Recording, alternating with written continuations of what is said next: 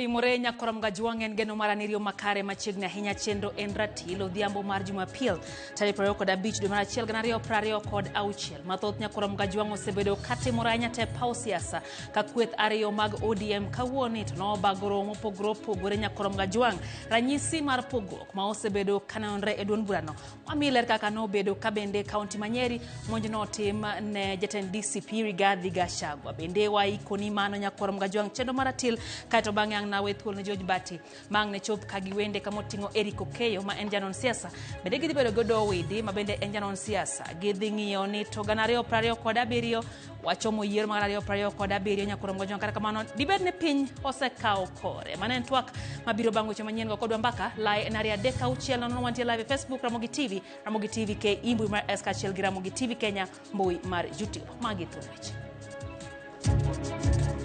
ne en ng'wech mar manyo resruok bang' kweth moro mamanre gi bunde ma bende chich ne gino bila monjo kanisa mane Rigathi Gachagua yoro e kaunti Manyeri. Raila Amolo Odinga hakuwahi toka kwenye ODM kwenda kutafuta vyama vingine. Sisi kama chama cha ODM tukae hapa kwa broadbase na tushikane na ile mrengo ambayo inaamua ya kwamba kila Mkenya anafaa kuwa na maendeleo na kuwe ndani ya serikali. Ywaruok e kind jotelo mag ODM medo mienjo ka kweth motelo gi jagoro Edwin Sifuna nobago limbe Dagoreti e kinde matendon burano na nie gwenge mag Kisii. Mwenye atarudisha mtoto nyumbani, huyu mtoto akifika nyumbani mwalimu naye atoka aende nyumbani. Dito mag sirikal osiemo jopuonj ma pod otamo jopuonjre mag grade 10 chako sombgi.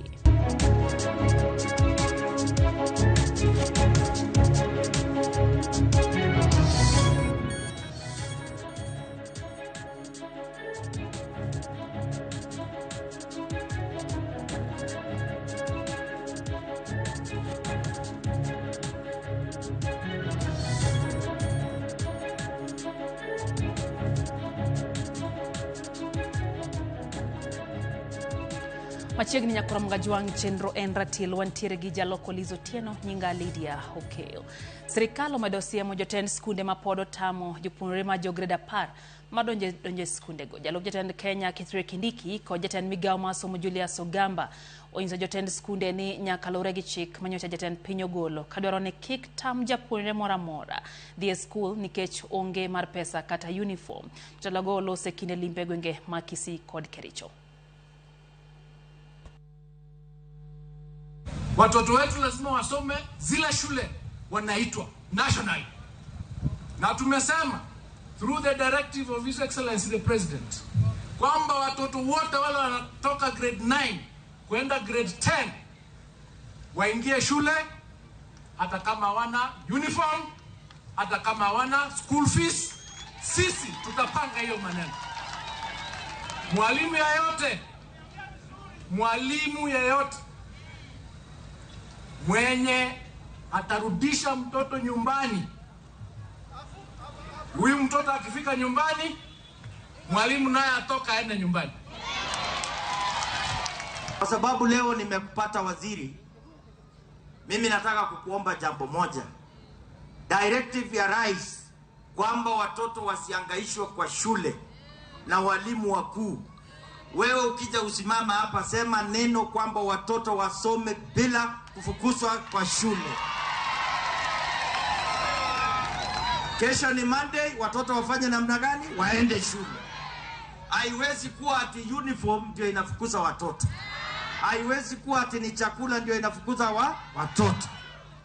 Waziri, tunakuomba mambo ya elimu umeimarisha. Hiyo grade 10 watoto wasome bila kuangaishwa.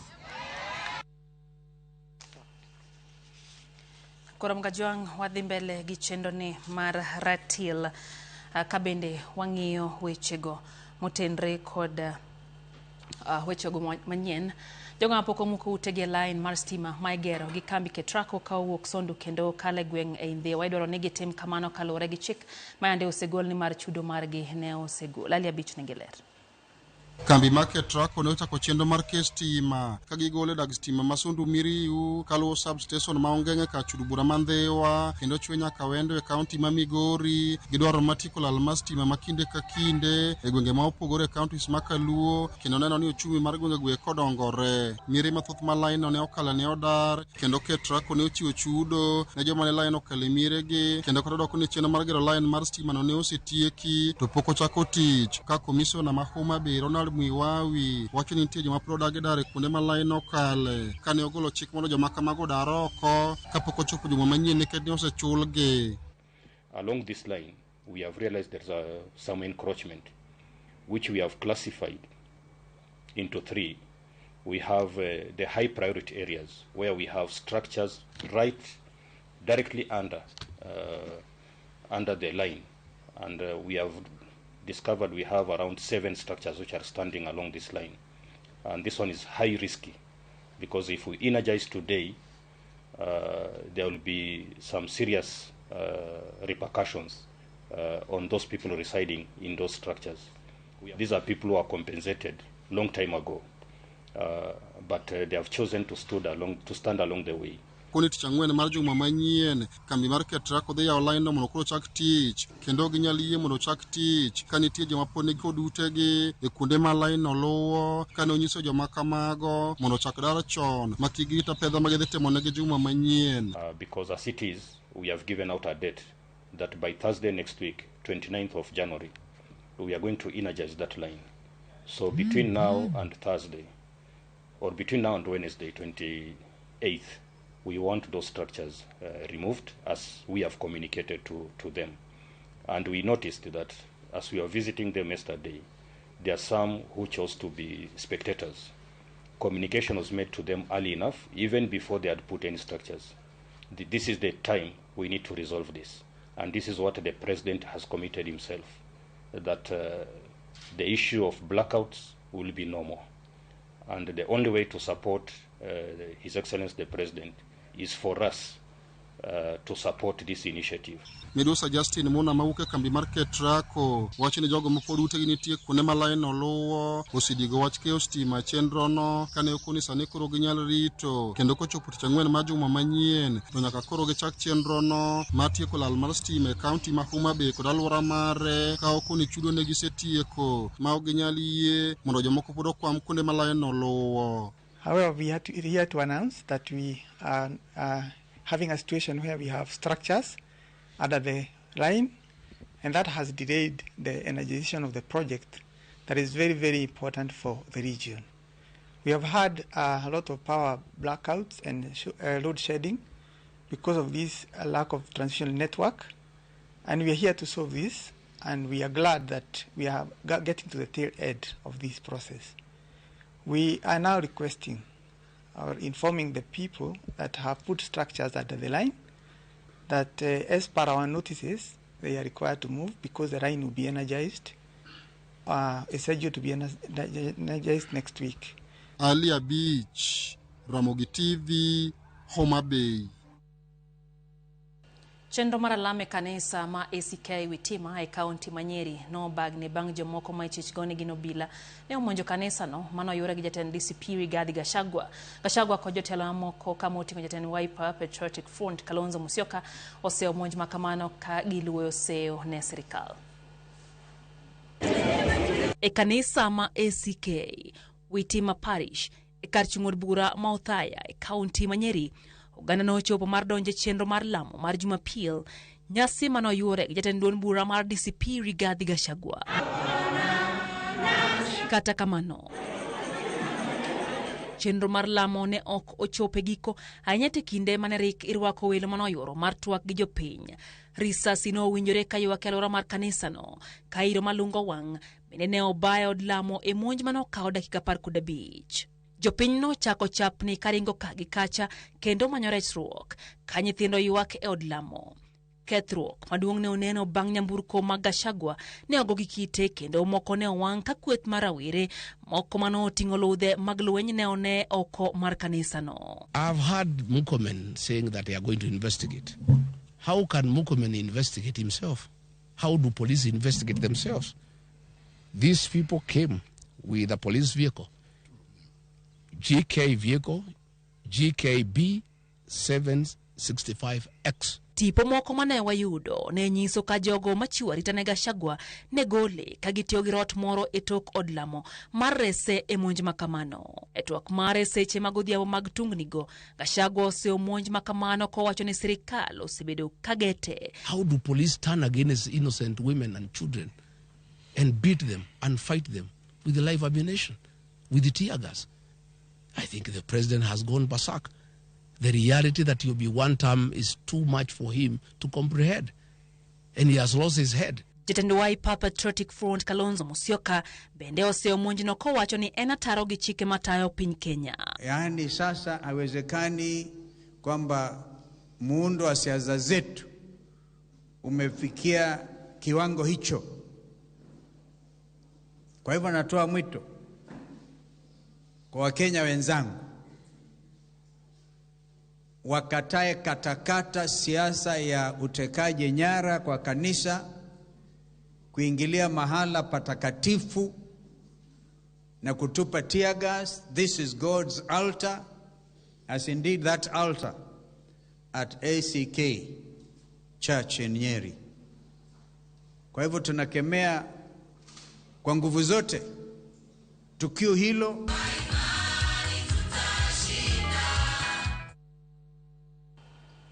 Kora mgajwang mago kanyo ekaka ne weche obede county no Manyien kar chung'od bura modhaya kama monj makamano time od lamo mabende winjo kokwedi gi moko kuom jotelo makono. Aneno ka Gordon Jakopere wacho ni entiere koda kwa wenge mamlolongo oneno weche gi mag oratile makare.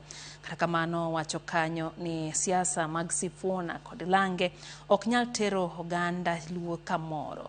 Wacho ni gin bang' Dr. Oburu Oginga Come rain, come sunshine, Hokwadoge Street, mano ote mar Gordon Jakopere. Jumamene bwa Kisumu osedayanga telo ma Dr. Oburu Oginga kaka ogai madon bura mar ODM. Kendo gikwayo na giduto mondo riwre e bwo tendo ogai manyien mar chama. Gikoni ogai mar gimachon Raila Odinga ne oweyo oganda kod ODM makawo riwore ma ok owinjo ng'ata yie pogruok makamano. Jokanyo kod tend ODM ne obago rombe ariyo mopogore konde ma pacho kae. Kaote maduong' en twak madwarore i duond bura mar ODM. Tend ODM osebedo kaluoro piny Kenya gi ageta mar manyo pach jopiny kod sir mar jokanyo ne ogai mar ODM Dr. Oburu Oginga. Kawuono romo ne ochopo e kaunti ma Kisii.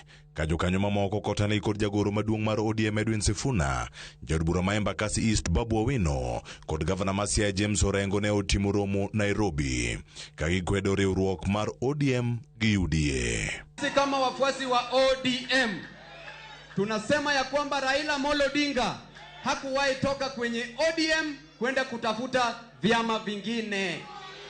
Hivyo vyama vilikuja kutafuta nani? Raila Amolo Odinga. Baba told us to have conversations with like-minded political parties. You must persuade me, uniambie kama kweli maadili yetu inafanana na zile vyama ambavyo wanatuma kule. Kwa hivyo msidanganywe. Raila kusema mambo ya coalition. Alisema haki ya wananchi itimizwe kwanza. Twak bende odhi nyime mar dwaro romb jokanyo mag ODM maong'ere kaka NDC. Tunataka NDC iitwe. Na kama mwezi ita NDC, tuko hapa na katibu ambaye anasimamia mambo ya kuita NDC. Sisi wenyewe katiba constitution ya ODM article 43 inasema hivi. Inasema ya kwamba unaweza pata wale delegates only 1000 signatures, kisha tupatie secretary general, kisha aite NDC.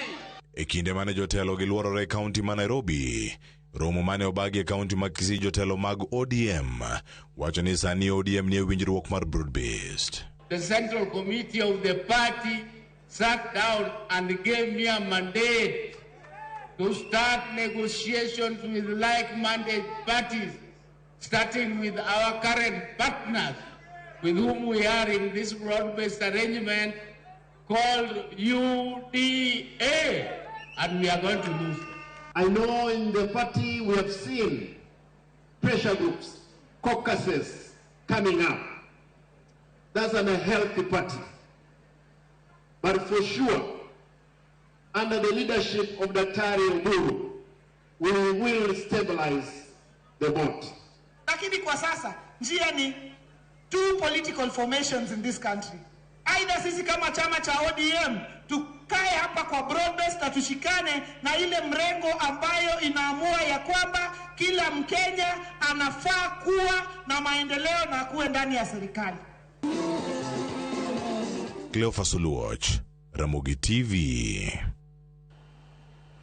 Dakika ina par kwa dek nyakora mgajuang bang sa achiel midhiambo chenro enda tilo kamana hinya kumketira Ramogi TV kawali bada and kantiere county ma Migori wachoni odwa support waziro Gambo ni japuonj moriembo nyathi mondo en be odhi pacho kar kamano wachoni ODM Linda Ground makisi no dhi maber kabisa to kamana hinya Sergeant Joseph Oyo japuonj din mar kanisa kopir Nyandewa parish to wachoni omor kod Ramogi TV kaka miyo gana ripode omonjore ko joluo mondo wamiuru Dr. Oburu sir mowinjore ano kanyo ote mar mwalimu bende aneno kanyo ote mar Festus Otieno wachoni siasa heka hochomo karmitne wachono yuare ayuaya gin kaka jopiny giketo wangi kendo gineno kaka weche dhia ahinya te duond burano mano mar ODM ano George Otieno wachoni entiere kodwa e chenro wacho kanyo ne yani old is gold to kata mana jok matindo bende bro bedo moti wacho kamano mane pacho kang'eyo gimoulo kata kamano wacho ni entiere kodwa e chenro ni maratiro dhia makawuono ano bende Jacob wacho ni Orengo Babu Owino gi Sifuna omany party machielo giwe pimo wi oganda mane ODM haya mano bende pache kata Lawrence wacho ni o support Oburu full time. Odinga Jacob wacho ni jodongo bende owe thuolo ni rawere bende otelie mano bende en pach nyakoro mgajuang Victor Mudia ni kacho Ramogi TV lera hinya gwenge manarok ema ikete kende minene chenro makamae mar ratila bende no Eliuda Okeyo wacho ni en bende weche gichopo ne yo makare Isdorio Molo wacho ni sesa mar ODM party en mana mar succession gi transition maganario pade kodariyo ngato ka ngato kendo team ka team omanyama teko ne to giwe wuonre gi nying baba Raila Odinga jopiny odich kod dongruok kaka namba mokwongo oyo matinya kod mgajuang chenro enda til kikidhi mabor.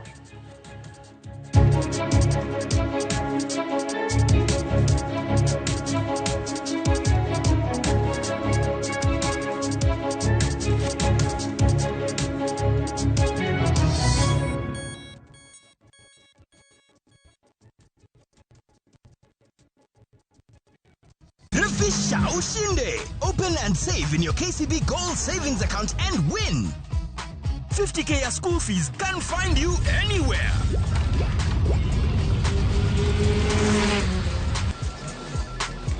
$500K can hit your MMF anytime.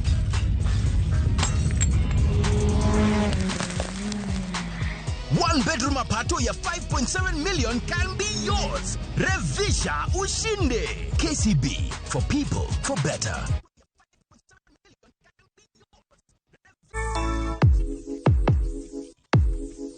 Donje piny manigi nyadhi kama gimora mora nyiso sigana mar kit nyadhi momedore. Kochakore kido kod tim oganda wuodhe manyangafu materie kuonde moyiedhi e kind mamoko. Tudri koda Ansinto Zokinda kateri e wuoth moyiedhi no nikech ngima idago dichiel.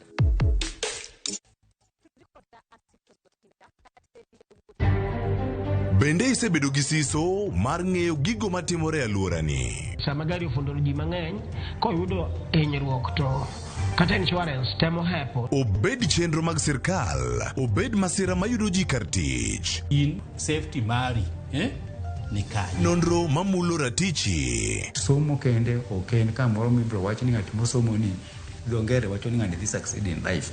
Wuok tich ka wuok tich. Iro curriculum design uchinj e chenro mar rameny piny sa achiel gi nus otieno. Wan oganda luo nyaka wakoro waneni to be wanyalo bedo gi kembni. Nyise oganda jo Kenya gimonjo be ni giwinjo kuomi. Ka ikelo ni gi Lydia Okeyo. Nyakoro mgajo ng'atwak mar rameny piny. Chik by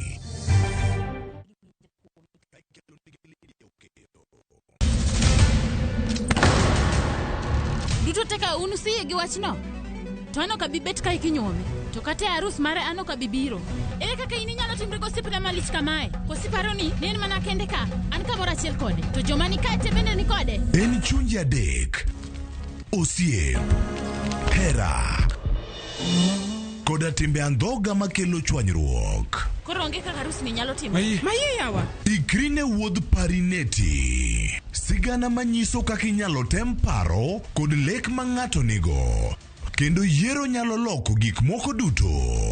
Parineti. Wuok tich nyaka ngeso, saa 2:15 otieno. Mana Ramogi TV.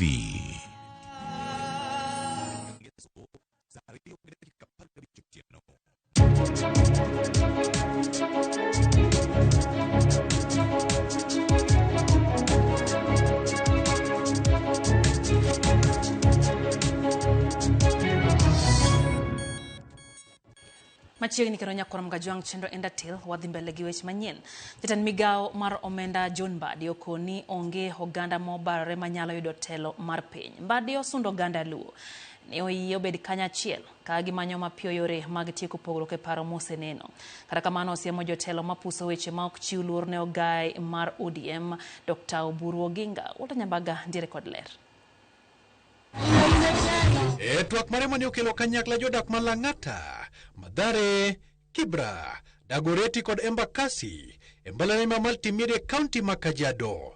Mae otimore kinde chiwo sir mag basari mag somo ne jopuonjre, kendo ka ema Mbadi okoni oganda Luo ni nyaka ket tenge pogruok margi, kendo riwore ka gibiro manyo tend piny gi dol achiel.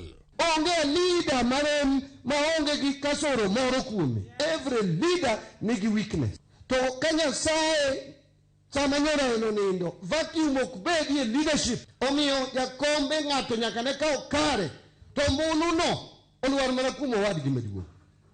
Katuti kati neno nang'o in mineno no tino inyalo to mikwong ne Oburu. I'm telling you.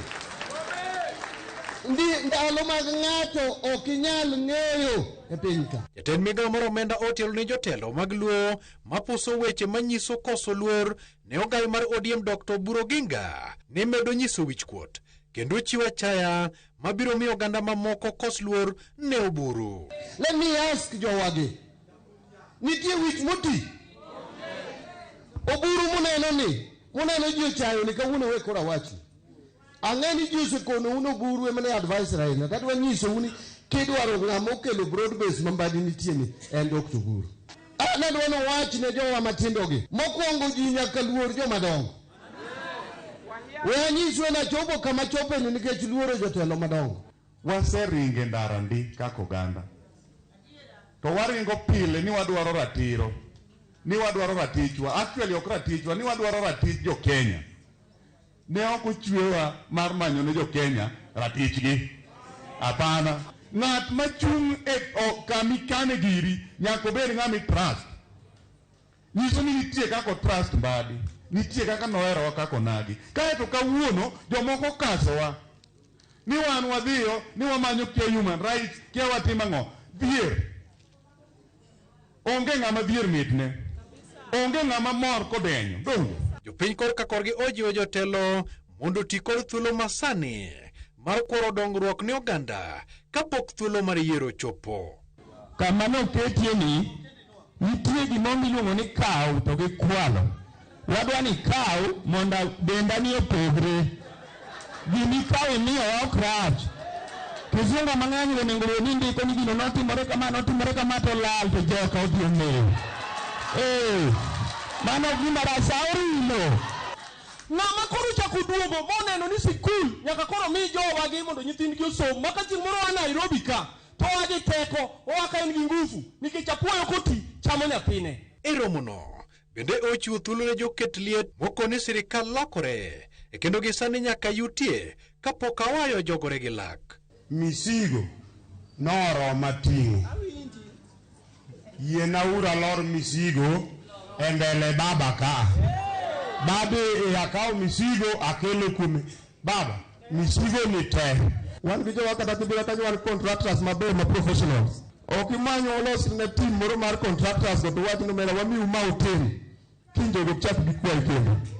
ne wan gi pek mar school fees e yot to wapo kamba dio parowa mayoro e grassroots level mine mane kijiji nikech joma mine gin joma beyo kitimone maber to wiyo ok wil. Walter Nyambaga, Ramogi TV.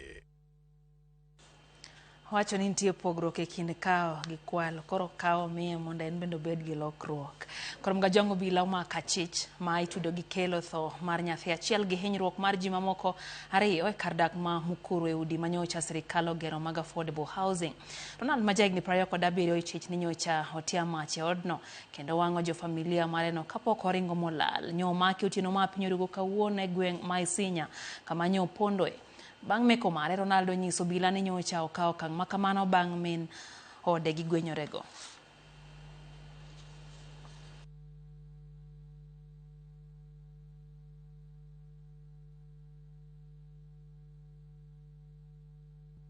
Baada ya mkutano huyo jamaa alionekana akingojea mama malize mkutano.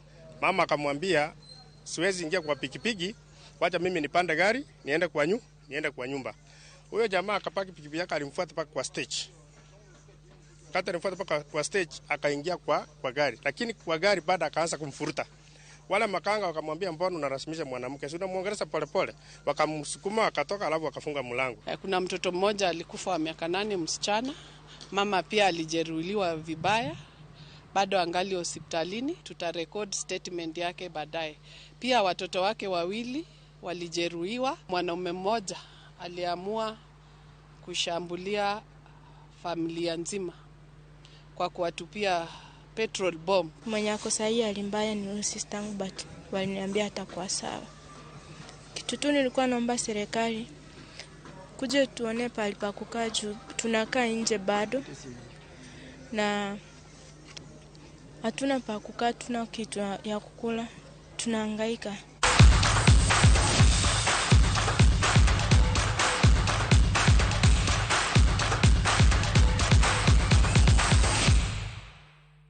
Mag tuke timba dhula mara FC Leopards hoyudo loch mar gol achiel kuom nono e tukgi kod klab mar Sofapaka e tuke mag Kenya Premier League mano tugi alap makasarani odhiambo ma kawuono. Gonde FC nolo gi jatugo KC Odhiambo e dakika mar 47 kendo koro klab no mar FC ni kod points 36 marom kod jotend ligno mar Gor Mahia.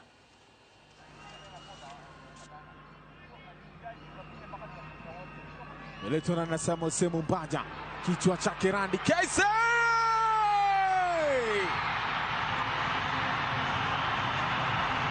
Kese Odhiambo walichokuwa wanashindwa kukifanya washambuliaji, anakifanya Kese Odhiambo. He's the captain, he's leading from the front. Anaishika jazi yake James Cleon Tuba ambaye alifiwa na baba yake. Wanasimama na mchezaji wao Kese Odhiambo, anawapa uongozi wanaingwe. This is Ingo brother.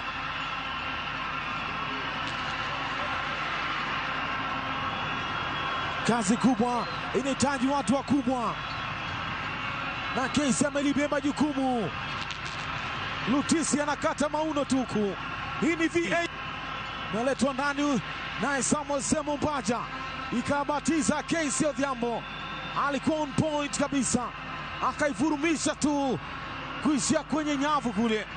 Wakati unakwenda katika nyavu ulimgusa Ronald Musumba, lakini what could he have done?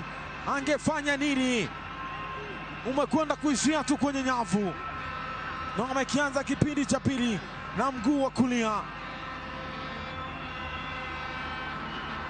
Wanatangulia sasa wanaingwe. Furaha kweli kweli. Shida yetu tu ni hapo juu, kwanza kufika hapo juu. Na ndio tutaweza kujaribu kurekebisha kwa mazoezi, na wachezaji wale wawili tunangoja wapya waje tuone vile itakuwa game ya Gor Mahia. Tulikuwa tunamwai game first half, lakini bahati mbaya ukiangalia chance tumepata mingi tumezi-waste. So nadhani kitu tunaweza kuwakia lot, lazima tuwakie nini finishing yetu itakuwa. Tulikuwa tukiwakia, lakini sasa naweza sema maybe sasa zingine unakuwa unlucky. Vitu haziwork vile zimekuwa zikiwork, so unasema kongole kwa wachezaji.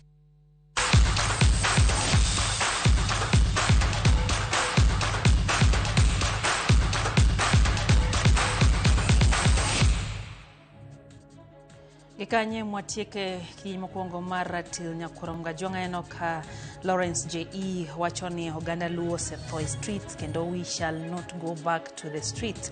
Faith Muzo mwalimu wachoni politics kik ngato kao personal ahinya. E party oyiene ngato golo pache tang'omo nego jo party otim seche ma paro gwenyore. Diro weche left, right and center wachoni oken gima ber ahinya kwe mar Kristo bed kod jo ODM. Babake Albright Afande wachoni entiere kowuok Mawego National Polytechnic enoricho mana mpich mane yuka to Faith kendo wachoni to kanisa tedere tiagas nango wachoni oken gima kare ahinya.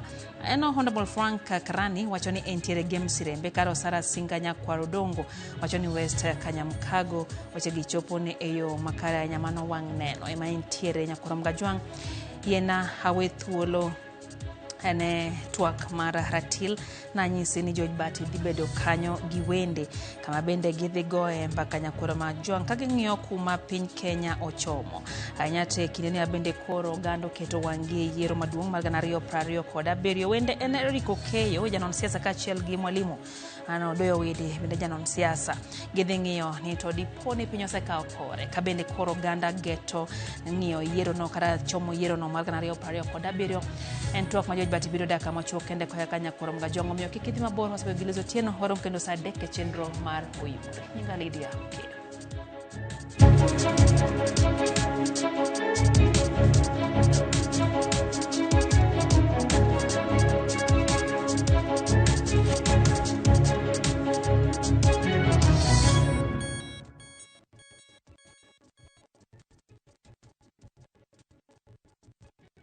Elimu ni urithi mkubwa zaidi kwa kila mtoto. Ndiyo maana mbunge wa Kiharu, Ndindi Nyoro, alianzisha mpango wa Kiharu Masomo Bora. Ndio kila mwanafunzi wa day school apate nafasi ya kusoma elimu bora kwa gharama nafuu. Shilingi 500 tu kwa muhula. 500 shillings. Pamoja na chakula cha mchana kila siku. Na pia unawekeza katika madarasa, maabara na vitabu vya masomo. Tujenge msingi bora na elimu. Kiharu Masomo Bora na Ndindi Nyoro.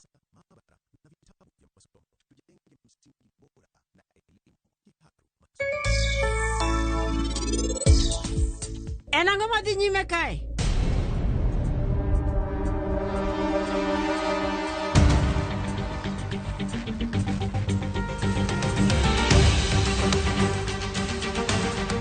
Ya nyithindo matindegi. Revisha ushinde. 500k can hit your MMF anytime. One bedroom apato ya 5.7 million can be yours. Revisha ushinde. Open and save in your KCB Gold Savings account for a chance to win many prizes. KCB, for people, for better.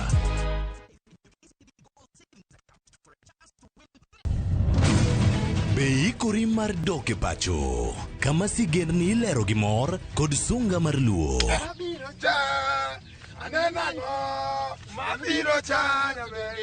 Chakre weche hera mamulo chuny, anyuola, time machon, nyaka sigendni madongo mag kit anyuolawa mapakowa. Magi ok gin mana sinema, magi gin sigendni magwa. Ka oko mana chikni, emomiyo koro sani wabedo kaka familia. Kar nyamerwa, dak eforeto wantie. Dhok ma wawacho, koko mag nyierowa.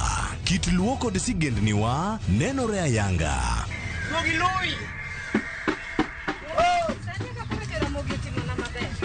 Winam Cinema, Jumapil ka Jumapil, saa 2 kod saa 4 mar otieno. Mana e Ramogi TV.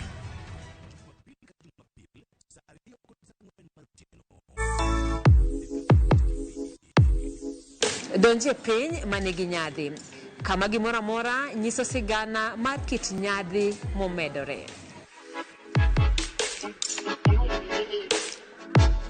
Kochakore kido kod tim oganda, wuodhe manyangafu materie kuonde moyiedhi e kind mamoko.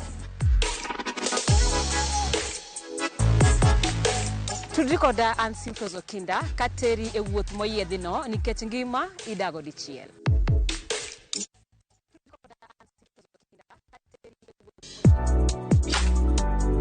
Chiemo ka chiemo nigi sigana mare. Moro ka moro kuom kit chiemo miyiero kelo nigi moro manyien. Ojuri to koro kine en machal gima en okelo ladha. chiemo okelo appetite. Kata bed ni en chiemo mamit, manigi suya mamit, kata manigi iro, waduto wawinjo kitgi. Omit. Kochakore chuny pacho nyaka e Kenya mangima, wakelonu kit chiemo mopogore opogore, sigendni ma ok ong'ere koda timbe machon. Alea en ringo ma wanyiewo walire to wakete gi chumbi. Kokalo kuom chiemo ka chiemo, biuru e wuodh ng'eyo kit chiemo, kit timbe kod tudruok. Tedo gi chiemo kod jaelieta, tich adek ka tich adek, sari okinyi, mana e Ramogi TV.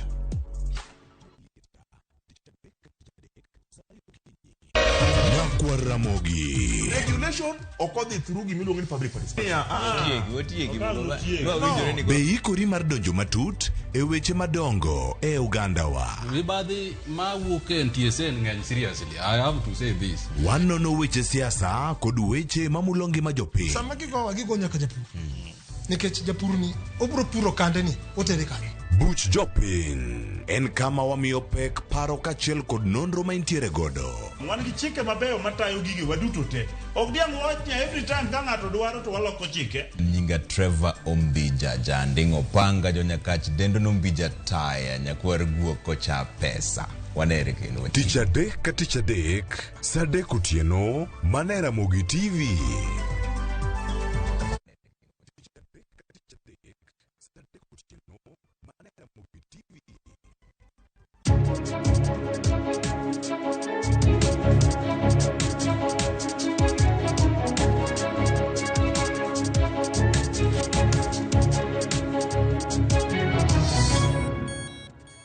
Nyakoromogi machiegni e twak mar ratil bang' bedo kod Lydia Okeyo e weche manyien. Koro wadonjo e twak kama wadwa ng'e ni to diponi weche osechako kawo korgi kotenre kod ikruok ne yiero mag 2027. Sirikal ochung' kama chalo nade, gin weche mage mawachore, ang'o gini mitimo manyiso ni piny ochako kawo kore e kinde ma oganda orieyo 2027 ne yiero manyien. Weche mag dongruok to ni kama chalo nade Nyakoromogi, gin twak mwana bedo gore ratil ka kod Eric Okeyo kachiel kod japuonj Odoyo Owede machiegni uru e twak mar ratil kawuono.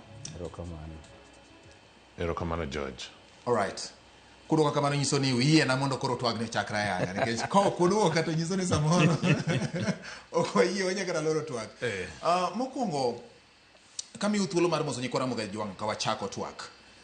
Penjo maduong' manitiere kane, ang'o matimore? Waneno gima otimore kawuono masawa mar piny Kenya e kanisa e gwenge Modhaya, kaunti Manyeri, ka mane en jalup jatend piny Rigathi Gachagua ywak ne jatend piny kowacho ni orne kendo kodne kweth moko madwane ochudhe oko. To migawo mar arita bende owuoyo kawacho ni gin giwegi gitimo nonro, kendo jatend migawo Murkomen okoni osewuoyo kod ogai mar obila Douglas Kanja mondo tim nonro mapiyo piyo. Douglas Kanja osesingo ni nonro osechakore. Ikoni kweth moko mag jomoko ma galagala ne odhi omonjo Rigathi Gachagua e kanisa. Maendi nyiso nang'o? Wachakuru twak mar ratil odhiambo ma kawuono gi weche machal kod magi, nikech magi bende gin wiki mag siasa. Ranyisi gi nyisa ng'o piny matinende wantiere, piny mar demokrasia, piny mowinjo bed ni ng'ato ka ng'ato imiyo thuolo mar chung'. Kinde moro chien japuonj Odoyo Owede ne wacho ni oganda nyaka mi thuolo mar bedo gi chung' mopogore. To chung' mopogore ni kibedo kode, ang'o momiyo samoro gik ma kamagi nyalo betie. Pau siasa ka bende tuke ng'eny. Jomoko gwere kata luar piny ei box to gidwani mondo chiw red card. Mago bende nitiere tuke siasa. Ang'o matimore? Jaduong' Eric Okeyo machiegni e twak marwa kawuono ni. George, erokamano. Yes. Nyikwa Ramogi oimore uru kendo alamonu hawi maber e higa ma wachakoni. George, ichako gi gimotimore e kanisa mar Anglican kar od bura ma Odhaya. Yes. Kaunti Manyeri. Wasenene wate. Ing'eni pile pile koro wawuok kaka ng'atno ma jarita kwe. Pile pile nikech luor mar kanisa bedo kama oyang ni kar lamo. Kata jakuo eme polis lao to ringo modonjo e kanisa to ok chak lawega e kanisa. polis rito malamo wang' rum ma ka pasta ema wang' ogolo jalni mos, kosewuoyogo to luongo polis tigole mos. Nyiso ni kawachopo kama koro nyaka e od lamo magina inyalo baye, kawachopo kama nyaka e od lamo tiagas inyalo baye, to wachiegni chopo kama rach ahinya. Piny nyalo kier matam ng'ato rito, onyalo pukore motamre joode, nekech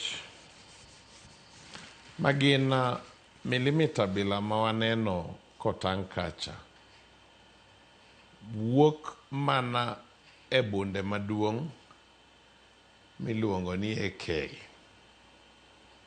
ma japiny machalo in gi an onge thuolo minyalo miye license mar ting'o AK mondo ibed go e ot.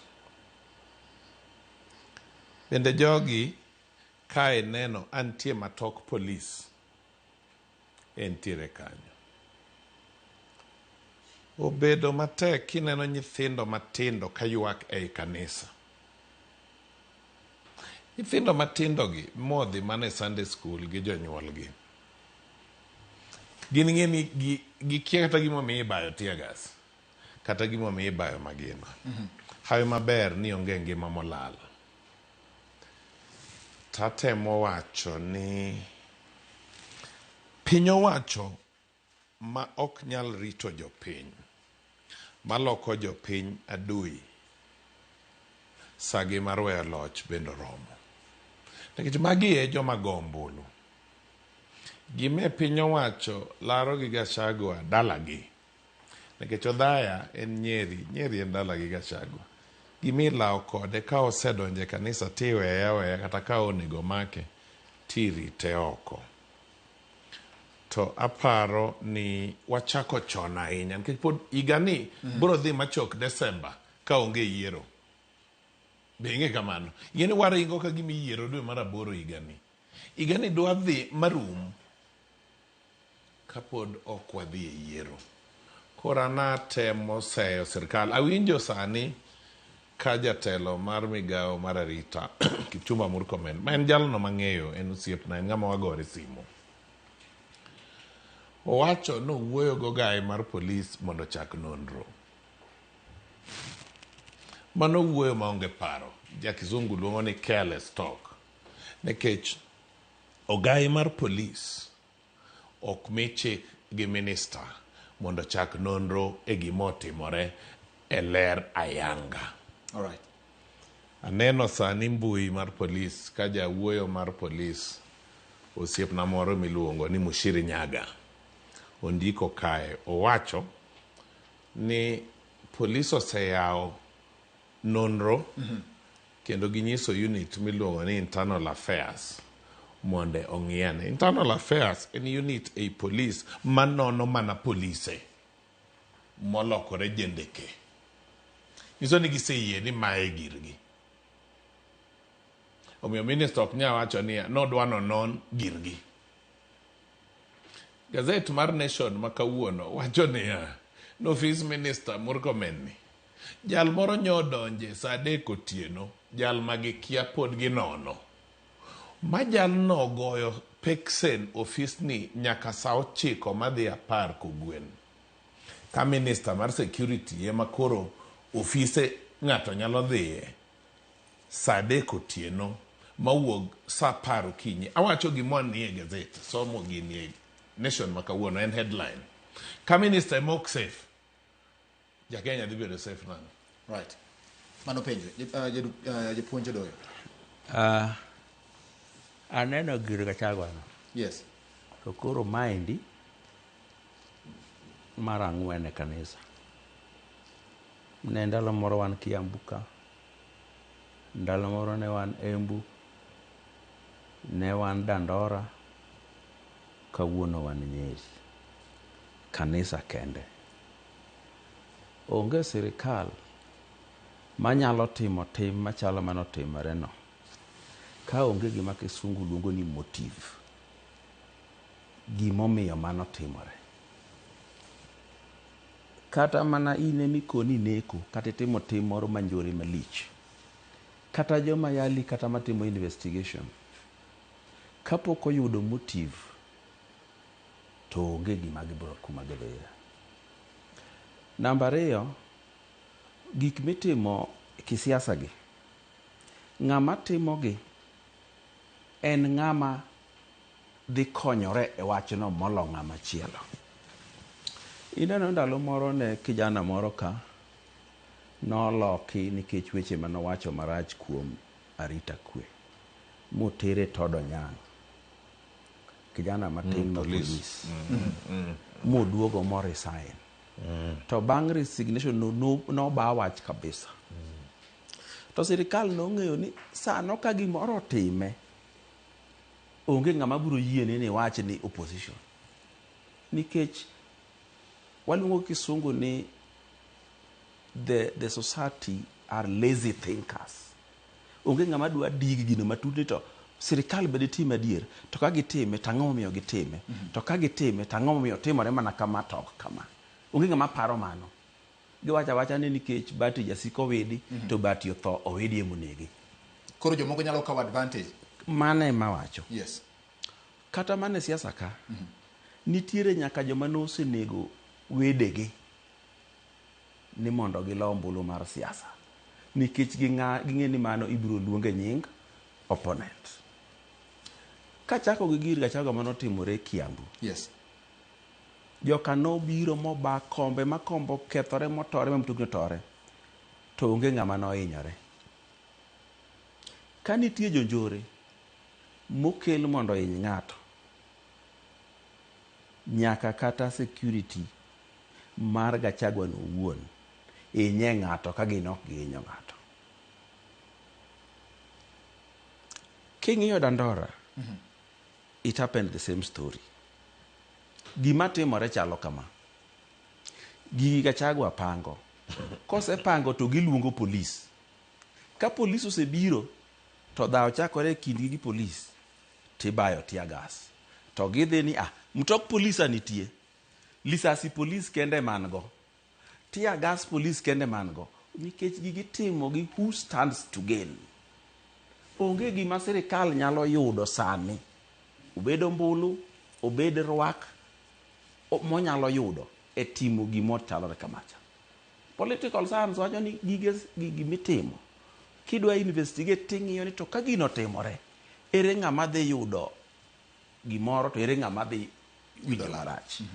Gimotimore ni, ng'ama nyalo winje maber nikech idhi kwed joma gikedogo en Gachagua wuon.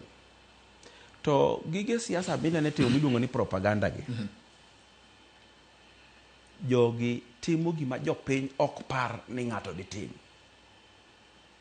Gitimo gima ok gipar ni ng'ato ditim. Chalo mana ng'ama onego wuode mondo lo gir siasa. Onge japiny manyalo paro ni ng'ato nyalo timo mano. To gima kelo nyiego malo siasa kende en mana wach keny. Siasa man gi nyiego mochuo chieng'. King'iyo gichacha, nitiere picha moro gi report moro mawacho niya, ni sama polis odonjo kanyo, joge Gachagua mokwongo bage gi tia gas. To nitie lazy thinking moro ma ji wacho kani ni lisasi nyaka polisi babedgo, tia gas be nyaka polisi babedgo. Wajambasi manego ji gi bunde gi to gigolo lisasi gi bunde kanyo. Ka lisasi gi bunde ema ginyalo bedogo, tia gas to ntamo yudo nade. Okay. Omiyo wawinjire uru ni ka gimoro timore, number 1, motive. Ang'o momiyo mano dine tim. Gachagua bedo gi buthe gi mang'eny ma ok kanisa. Kata luonga rali, pok gino timore. Nikech kanisa ema kelo lit ne ji moloyo. Ni gibatia gas e kanisa. An gadier ni kata polis ma Kenya ka ok joneko manyalo dhi batia gas e kanisa. Kanisa kanyo to ng'ama goye ng'a. Ang'o miyo polisi yie mondo gibed kama chal kamano, iluongo gi mondo gibed kama chal kamano koponi ginyalo bedo gi maling'ling ni gima kano nyalo. Ka koluong polis ni wane kanisa Nyeri ka walemo, to jomoko monjo waringu bi. Dongu ringu biro. To kubiro rako rugo jogo nyaka wang' batia gas. To kineno ripodegi, ing'e ni ng'ama kungo post gi en Rigathi Gachagua owuon. King'iyo post te about that thing. Motelo. En long post maromo kama. Rigathi Gachagua post. Mabe king'iyo, tipenjo to ndiko gini sadi ka en oringo mogole gi e kor chiel molal kode. Eto gin to ndike sadi. Omiyo wabeduru joma paro oko mar sanduku. Joma paro e tok chiel. Joma think outside the box. Kadine wang'e motive, kata joma paro ni sirikal emotimogi. Motive to giparo ni en mane, mondo kanyo madang makony gi gini. Ere gi umiyo sirikal dang tim machalo kama. Right. Yes, Eric. George. Odo wedini en osiepna machiegni ahinya. Yande nochako gimoro ni joluo nyaka wuo noluonga. Ng'amo Salima nyaka dalana. Muamadho kode chai. Nopuonjo japuonj riek ga pile chone kor gweng' kucho. Kiyudo wuod japuonj oluor kabisa. Koro kata an doya luor iluongo ni mwalimu doyo ng'ama nade doyo wede. To gik mowacho kagi en bong'e ni kata kowachogi ng'ama pache ler manyalo yie kode onge. Ng'at ma pache leo manyalo yie nodoyo wede chonie ratil, pimo ratil. Nikech gigi awaneno e TV. Waneno gi pichni go sasore kabisa. Gachagua ondiko ni wan e kanisa omonjwa. Mano was the tweet. Wakwayo support. Okochako ndiko gimora mora nyako duogo wacho ni gibro address jofuambo sa 11. Mano be wayaneno ka. Odoyo penjo. Ng'ene awe maber ni koro chako mbaka mar wach arita kwe maberie moloye. Koro penjo ni ere ng'ama dhi konyore gi tim makawuono ni. Sasa magigo timore ng'ama konyore. Piny owacho mar UDA ni eme dhi wuok beneficiary number 1 mar gini. Nang'o? Giwuok gidhi wacho niya ni nyieni okoer nyaka dala gi omonje dala. Nikech ng'eni Odhaya chiegni gi Madhira en kaunti manyieni ae manuthurgi. An kawuono kibiri monja dala wakacha. Tidhi ng'ini to ere ng'ama walao go kiewo. Kato doye moro ji ng'adhi dhi kapsipul dhi lao doyo onge. Idhi ng'ini kiewo moro walaro gi ng'ato ka. Investigation bro chaka ya luora ni. Iwinja. Onge kaka inyalo nyisa niya ni ng'atni odhi lemo Odhaya moluong ji maene mama toke tim kako otim chadonge waneno mtoka ka. Kotimo mtoka kama chacha o benefit nade. To donge awaneno pichni mayawuoyi moting'o arunge otelo mbele to polis nie tokgi antie pichni ka. Koro mi adwaro ni wapog bende siasa gi weche mag arita kwe mag jopiny. Ada penji gimoro Eric mana chome gi kanyo. Nikech in jalonye weche mag arita. Mokwongo odoyo penjo ni ng'ama benefit duogo kane sirikal ni dhi wach ni ng'ani jok dwar kata nyake. Penjo mar ariyo ma bende duoko mare dwarore. Ang'o momiyo consistently e kanisa? Mano penjo mar ariyo.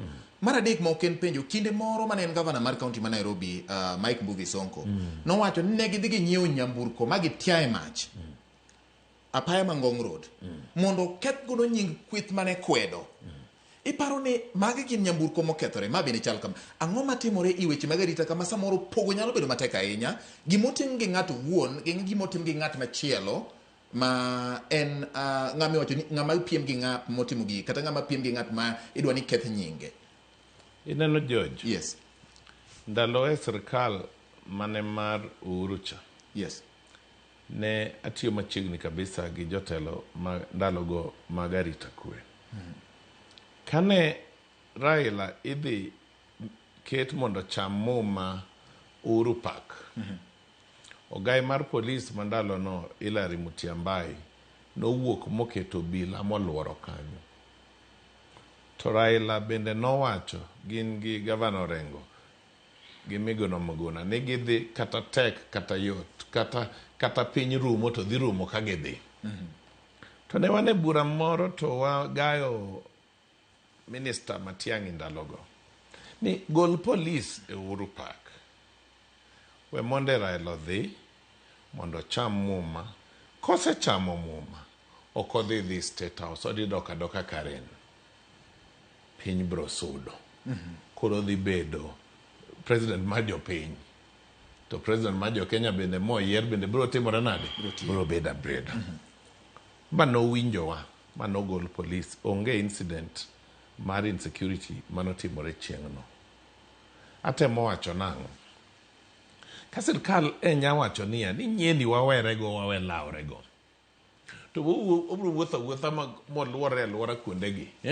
Ma gima timore onge. Ing'eyo gimomiyo pod achung' kar tienda. Yes. Ni ng'ame dhi wuok moyuto e tim bilani en piny owacho. En nikech mane gweng' mombuche ng'enyie moloyo e ombulu mwadhiye mabiro ni. Ombuch jogo en 3 million 4 million. Koro koponi jo kaka winjo wuodgi ni, to wuodgi ni emosekere tung' mosuo gi jatend piny, jatende machon.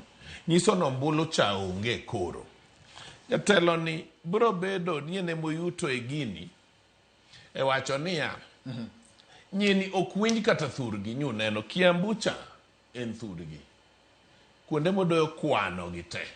Gin kuonde mombulu migoye by and large igoyo ne jomage gi jotok jowigotgo. Kech okwano Kiambu, okwano Dandora, ikwano moro kanye cha japuonj Kajiado. Yo Embu kocha. Yo Embu kocha. En mana Mount Kenya no. So beneficiary dhi bedo piny owacho. But wawacho ga bende security ni koro be inone ok wadwa wache mang'eny ruok. Alright. Lakini an gi kora tawacho kama George ni piny owacho kosetiyo maber to we buok. Orita ombulu ni igoye higa manyien. Higa ni onge. Okay. Adwaro ni mondo awach kama. Seche 8 mokalo Rigathi Gachagua opost ei kanisa Kaler. Bang' dakika 10 opost pichni mag tear gas magore oko but mtoka. To sama opost to wacho niya ni mondo ji okonygi olornegi ei kanisa. Pichni gi eno yudo gi kanyo. Olornegi ei kanisa igogi gi tear gas. We are marooned inside the church. To pichni ma oko mar church ka tear gas bare ko to en go. To bang' kendo dakika matin ochako post machielo. To bang' seche 3 koro post ni ogone Nyasaye erokamano ni koro gitony. Ipani sama tear gas bare oko. Gachagua nigi thuolo mar ndiko paragraphs 5. Nitie gima iluongo ni logical thinking. Thuolo mondiko go gigi. Pichni akia no wuok odhi akia ni ng'ato goyo toro ni. To ng'ama go ka tear gas bare kama to pichni to gi sadi. To king'iyo gi ogogi in a calm atmosphere, tear gas mobato ng'ato to onge kama baeno. King'iyo mtokni go onge ng'at ma tear gas go ni kuomgi. Gina tear gas molwar but mtokni ire mineno gi mtoka dhano to onge. To nitie jomoko ma onge i kanisa ma gin ok ibagi gi tear gas. Wawinjre ni gima stage manage to neno. Ka dino gol tear gas gi mobaji to ji rengo to tear gas rengo. Ka ji nigi kwe i kanisa, oni okaromiwa picha ma tear gas ni e kanisa. Nikech tear gas ok bane bungu, ok bane mtoka, ok bane kidi, ibane dhano. We anyisi nitie sigana moro manotimore chon. Ne nitiere jasiasa moro e piny Luo kar nyingi to ang' nawe. To ka yiero koro nodhi machiegni, to chief campaigner mare ne watne to nidhi yombe. Ing'e ni siasa kurumoga to chief campaigner dok dala ne kawuotho gotieno kaka koro ko jatelo nodhi onege yo. Chief campaigner ni to kende ni watni ma piny nodhi ni kakori nege ji kama to koro kwa chiw kura. Bang'i gini moko nofweny ni ene mane odhi oketo ji e yo monego ng'ani mondo wach ni opponent ne mondo yud kura. To gima kamano e thuolo motimore. Nitie gimoro ma kisungu wacho ni emotions impair judgment. Kotim gima lit ne ji onge thuolo mar think. Mane momiyo iyudo ka japikipiki nyalo biro e yo machikre yo migwe gi mtoka. To ka ji obiro to emotions magin go ne lit magiwinjo ne ng'acha. In kendo mochikruok nini in emichaki goyi. Kendo sano mob onge thuolo mar logical thinking. Because emotions impair judgment. Right. Kata obed emotion mar mirima, kata obed mar lit, kata obed mar hera, o impair judgment. Omiyo jogi ong'e gima gitimo. Kane poni Gachagua midwaro, to Gachagua wuotho kuonde mang'eny maonge kanisa. Sirikal bo ong'eyo ni joma nie e kanisa go joma innocent. Ber ma gidhi wicho ni ji ok dwar Gachagua e dala gi cha. Ok ginyal winjo kata sani kichiko it ji, tiwinjo gino rach ni ji kabisa. Ok pok winjo ng'ama wacho ni kare Gachagua ni ok dwar e dala ne. Ji wacho mana ni sirikal rach. So ng'ama chako wacho ni sirikal ema benefit no. Practically we can see ni sirikal onge benefit. Kata mano osetimore ka. Onge benefit mano giseyudo makoro sani to ni ong'e ni onge benefit. Okay. Omiyo ng'ama nigi benefit gimotimore ni en Gachagua wuon. John, yena aduok line achiel e wachni kasto koro bende wawe wachni wadonje moro. Ing'eyo gik modoyo wacho kagi onge mwaseneno e TV. Gik mineno wacho kae ma graphic in imagination. Ni Gachagua owacho ka kanisa ler no monjwa. Oneno kure kume kanisa lere no. Images me waneno makata in apani neno. Egin images ma oke wane I kanisa for the first time. Awaneno yudhe oko mar kanisa me ba kite to ba police ba tear gas. Mago wuok gin pichni mone. Ento wuoyo ka gima kume Gachagua ndike ni entie tok Gachagua ma Gachagua ndiko paragraph oseng'ena adek. Kechen puonjo paragraph. Paragraph adek ni onene anene Facebook en ka osiepa. Facebook e paragraph go. Widie wuoyo ka pichni go benitie. Widie wuoyo ka ling. Bonyalo ling aling. O ling. Atemo mana nyisi kama aneno go. Ni bonyalo ling. All right. Aling. Okay. Koro miyo. Bloggers mag sirkal ochako narrative widini okinyi mang'ich ma wach chowuok. Stage management ni pod en narrative mana mar sirkal. Owindo biro go ka. Pod en narrative gi. Ineno George. Yes. Kanisa en kama delicate kabisa. Wadhi e kanisa wate kata ane kanisa. Kibiri moyo njae kanisa kaka winjo lit. Isolated cases achiel ariyo inyalo yudo ni babunde kamoro. Mae ok ne isolated. Awaneno ka oko kachacha. Ntie mtok police. Statement ntie ma police ogolo ka masomo kasani. Atemo lero ka mondo widi bo winji. Ni sama police spokesman wacho ni internal affairs unit investigate.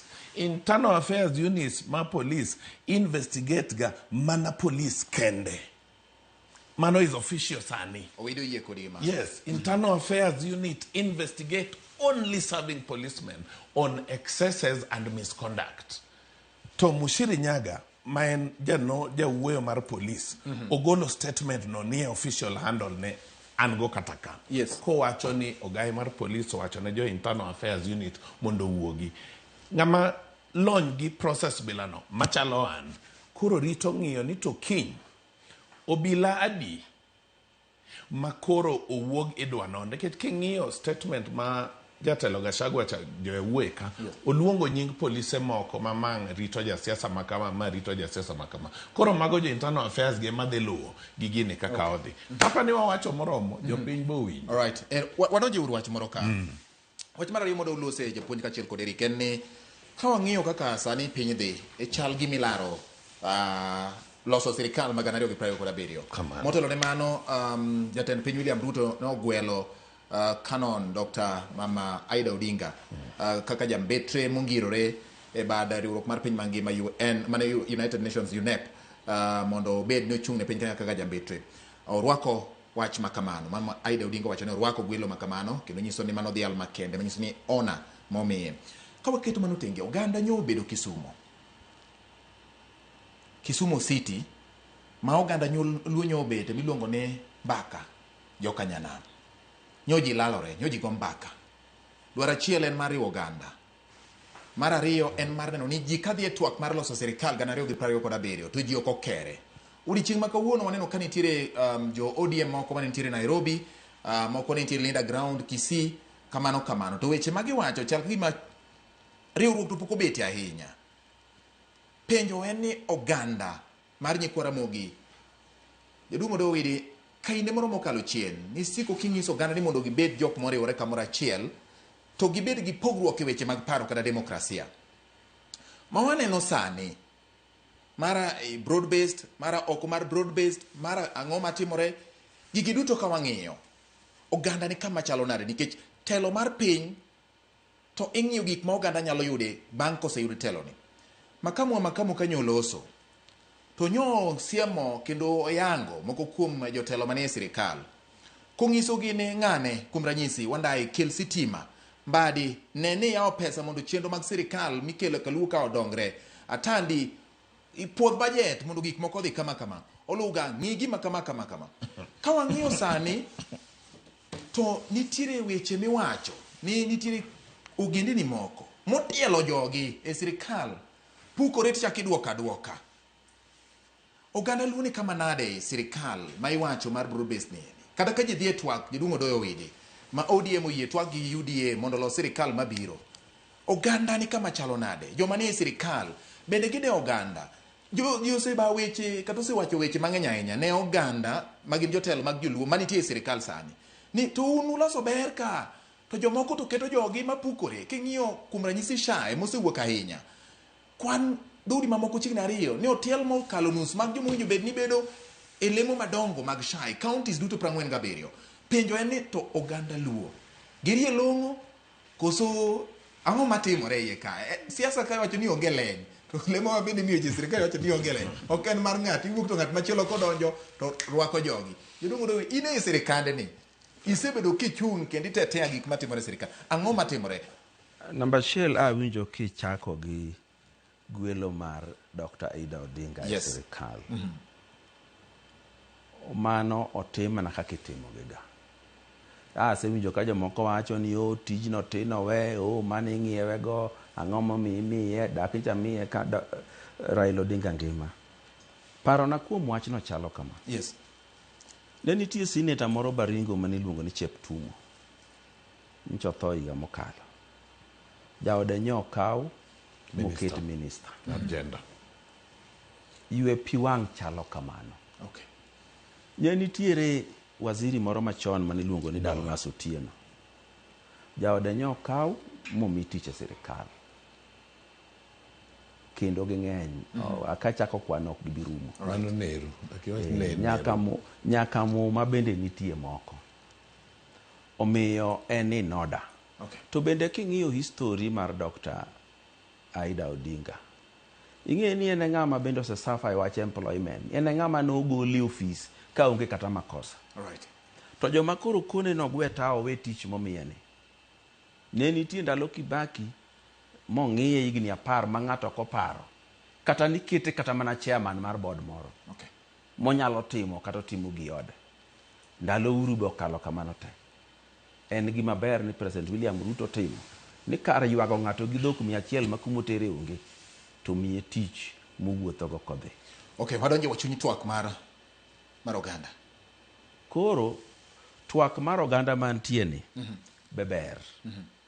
Ing'e ni gir siasa ka ng'eny mar ji ema nyiso kuma piny dhiye. Mane momi ineno ka mrengo moro oluongo twak ka gi koni gi kocha, to machielo be manyo luongo mar gimoro mondo neni to ire ng'ama ng'eny gi ji. Gima ng'eyo Yes. ni joluo pod pogo gibiro bedo matek. Nikech ji riworega ka nitiere a common cause, ka nitiere dwaro mariwogi. Ji noriwore bang' Raila Odinga nikech dwaro mane riwo luo bang' Raila Odinga, luo ne dwaro bedo tend Kenya. Ne giriwore kabisa. Sani be luo osechopo kama telo kende maonge duoko ok morgi. Gidwaro kama ka gidhiye to duoko ni gero yo, duoko ni gero hospital, duoko ni ndiko ji e tich. Okay. Mane madhi riwogi. Okay. To mane mi neno mrengo mane ni Kisumu cha ne temo timo. Gimar Kenya ka gimede wiye. Ni kik giriwre ni giriwo party. Giriwre ni giriwo ganda luo. Okay. Ka giriwo party to jomoko biro wuok gi party gi moko koni gi koni to ng'inyo gini mathindo thindo nikech gima cha duong' moloyo mane en manyo kom president cha koro onge. Chon ne ok inyal kata pogo luo ni loso party ni. Okay. Sani to inyalo pogo gi nikech gima duong' ahinya ma jaluo dwaro onge. Omiyo joma temo riwo luo gi buche mag Linda Ground nyaka ginon ni giywa luo te mane iye, manoko, mane mrengo, mane ni Kawangware, mane chama moko mathindo thindo, mane magidhi konyogi. Okay. Ranyisi mane mosenyis ni ber nitie sirikal ka oganda moko wacho ni oganda luo manitie sirikal onyiso long'o rie long'o. To gin gi kombe matin. Mano be asewinjo argument moro nitiere outburst moro mar bishop moro notimore. Tadwa ni mondo anyis bishop no kende thuolo machalo kama kawuono. Gimomiyo oganda ma ewi got ng'enye sirikal nikech ma sirikal magine mane gigone kura. Sirikal iloso gi political party moloyo. Kati dhi Amerika. In fact, idhi Amerika tido ni party moloyo no, ministers te mekgi. Gima ne Ruto pogo ne luo komba dek mag ministers, mag cabinet. No, miyo gima na mit bilie ni mae gimung'e ni kachi moro miya kura. Taburo miyo kaka na miyo oganda ma ewi got, to gi kaka miyo matin gi kuom ne sira kalweny goya. Koro ung'eyo timnu ranyisi mar gimudhi yudo kusiro sirikal. Eric, George. Ingisa ni saa tin lakini walo nyalo nyakar tin. Ye na ye doyo lunyo, ye na ye benda lunya dek. Mokwongo bedo ninyo gwel Mama Aida Odinga e tich mar jambetre UNEP Gigiri. Bedo ni doyo koni nyiywego pi wang'e achon miyo modhi through gima nyodhith cha inyalo ywe pi wang'e. Yes. Timing gi sa molandgo gini ema nyisi niya owir siasa e wiye, owir siasa ma higa manyien cha e wiye, ong'ini chama dhi barore, mama nie dhi wacho ang'o, we wabol gimoro e wiye. But oseyie osekawo, koro wawe wache mang'eny. Kech en be momiyego, komi joluo, mama ne momi. Ipenjo penjo mamit ahinya kae manyaka wuoye king'ada, ine miwache, owuok iri, ni joluo oseyudo ang'o. Adwaro ni jotendwa moyudo thuolo. Yande nan jakom mar board mar pi miluongo ni Lake Victoria South Kisumu. Kichaka chaka e skunde mane tie dala wae Nyakach, e Luo, Seme, Ngunya, Ugenya, Raduodi, onge kamok na kete pi, anyalo siemogi. Kana ane migawo mar arita kwe kidhi Nyakach, abare gi migepe matindo tindo, wandiko ruodhi, wakelo nyaka divisions waketo. Okay. Wadwaro niya, ng'ama ni office osiem ne ji, doyo noduogo nyaka obedo jakom Lake Victoria notoka. To kana winje ga, to en osigo mane weche UDA. Koro ndalo moko penj japuonj, to in jakom Lake Victoria South in jakom UDA. Ok na winje wach pi, ka winje UDA aming'a. To wadwaro niya, sani Josha nye ndiko county officers 47, jaluo achiel, jaluo nitie kanya achiel kende. Mano ok kare, bedo ni ne ok waloso sirikal, dong wachulo osuru. Wachulo osuru, okay. Nyaka miwa ratichwa. Winja, wadwaro niya, pesa mineno sirikal ringo go sani mar nyiewo tishade gogute mag ODM iwacho ka makamu to ng'ama nade makamu be ng'ama inyalo nyisowa ni wawuoyo ewiye TV ka nyo wacho kaka japiny eri kaka japiny wadwaro ni ya kipenjo wapenjo gi japuonj penjo gimoro mochomo yo nikech ineno sirkal owuok sani gaso nyithindo onge skul capitation chapok gi yoro ok nyal bet ni wuon piny wacho ni nyithindo dhi e skul kata gionge uniform sama nyathi obede class ko onge uniform to nyithindo wetene orwako uniform psychologically osafa apani mano area ma weni expert obro nyisi nyathino safa pesa ma sirkal tiyogo e nyiewo tishade gogute mag ODM miringo go kisigi kure gimiyo ji nikiwacho tu tam 10,000 pesa noromo tero go capitation ka sirkal boero ODM ni adier gin gigopo ODM bilion 13 gichulo ODM to sani gima sirkal time ODM en niya Waluya osewacho sani ni ochao Paranya gidhi jo Mombasa wacho no cha Joho gidhi ODM ni didong chama mar Jaluo na ni kende. Adwa na wach moro ka mondo ayaw go it jopiny. Ushuru ikelo go dongruok to siasa ikelo go government appointments. Emomiyo wacho ni party moloyo ema loso sirikal to dongruok titero kamora mora kendo an gadier ni kama bede ni dongruok mosedio mabe gi Kisumu gi Siaya olomo di wi got. Appointment emimiyo joma no loso sirikal joma no loyo kakitimo suru to dhine ji teni ke ji te chulo dongruok to dhine ji teni ke ji te chulo suru kao kamano to pise ma joluo mako gi emi penjo ni to gindak gi soy joluo mamoko so to kingele sirikal bende nitie limit mindike ji dong nitie limit mindike ji dangi donjo office to yudo ka kombe te opong tindiko ji ok indiko makama nitie thuolo mar ariyo an gadieri ni gima ginyalo timo no maber moloyo kopogore gi ndiko ji en kelo dongruok ndiko ji beber ka thuolo wuok ok inyalo ndika sani be SRC ger marach mokiwuga ni ndiko ji Areno ka Eric tango ni gimoro ni somo ka gini somo wadhi duogo chiemo retwak twak modhi duogo ahinya en mar nono ganda lu kaka twak chakore mar loso sirikal magadero gi 27 wach mogik achiel ni oganda second oganda jaluo nyaka yaw pache mondo ng'e ni dongruok mikelo ne en ratiche ok nyiewego. Aneno kawuono jatend migawo achiel mawacho no miyo nyithindo 700 siling 10,000 mano milion 7 mano msache mar higa achiel ogolo kure ka ok pes jopiny. Gimiluongo ni propaganda chiko fwambo gi keyo to fwambo gi keyo chiko siasa.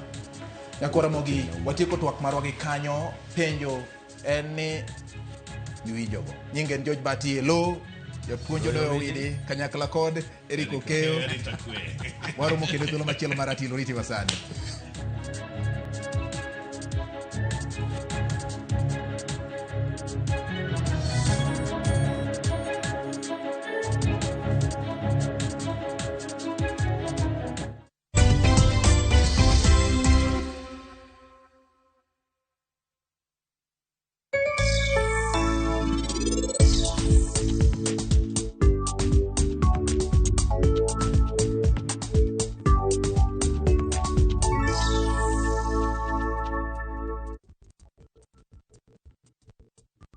Elimu ni urithi mkubwa zaidi kwa kila mtoto. Ndiyo maana mbunge wa Kiharu, Ndindi Nyoro, alianzisha mpango wa Kiharu Masomo Bora. Ndio kila mwanafunzi wa day school apate nafasi ya kusoma elimu bora kwa gharama nafuu. Shilingi 500 tu kwa muhula. 500 shillings. Pamoja na chakula cha mchana kila siku. Na pia unawekeza katika madarasa, maabara na vitabu vya masomo. Tujenge msingi bora na elimu. Kiharu Masomo Bora na Ndindi Nyoro.